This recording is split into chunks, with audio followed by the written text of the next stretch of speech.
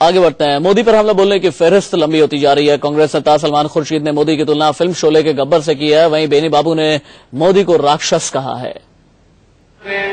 मोदी जी का चित्र था और लिखा था मोदी आने वाला है। मैं डर गया और मुझे गब्बर सिंह याद आ गया। देश का प्रधानमंत्री इंसान होना चाहिए, कोई जानवर या राक्षस नहीं। देश का प्रधानमंत्री इंसान होना चाहिए, कोई जानवर या राक्षस नहीं। 18 साल की उम्र में घर से भाग गए। इनकी कहाँ पढ़ाई हुई? इनको दादागिरी सिखाई गई है, उसकी ट्रेनिंग है इनकी आरएसएस को। दादागिरी से मुल्क नहीं चलेगा और दादा प्रधानमंत्री बनेगा। बीजेपी और खासकर मोदी पर निशाना साधने वाली कांग्रेस में कलह मच गया है। बेनी प्रसाद वर्मा ने जयराम रमेश पर निशाना साधा है। बेनी बाबू ने कहा कि जयराम रमेश को जमीनी हकीकत मालूम नहीं है, लिहाजा चुनाव के नतीजों तक जयराम रमेश को एसी में बैठना चाहिए।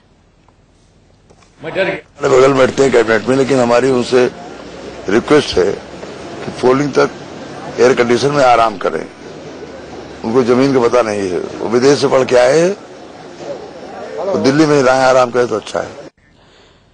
सहयोगी विपिन चौबे लखनऊ से लाइव मेरे साथ में मौजूद है। विपिन चौबे, मुझे ये बताइए, चुनाव आयोग की फटकार के बाद, इतनी ज्यादा आलोचनाओं के बाद भी बेनी प्रसाद वर्मा है कि खामोश होते नहीं है, वजह क्या है? दूसरा, चुनाव से पहले कांग्रेस के में अंदर ही अंदर कलह क्यों मची है?